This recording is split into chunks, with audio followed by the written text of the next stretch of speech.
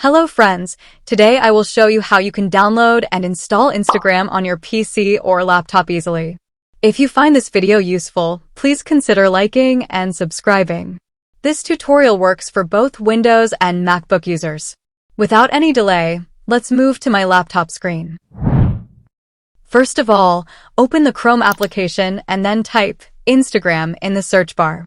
Go ahead and click on Instagram, which is in the first position. Right on this page, click on the three-dot icon and go to Cast, Save, and Share option. Now, move to the left side and just click on Install Instagram, but if you have already installed it, then click on Create a Shortcut. I am clicking on Install because I have not installed it yet. Again, click on Install on this pop-up page. Now, on this pop-up page, it is asking, do you want to pin Instagram on the taskbar? If you want, then simply click on Yes.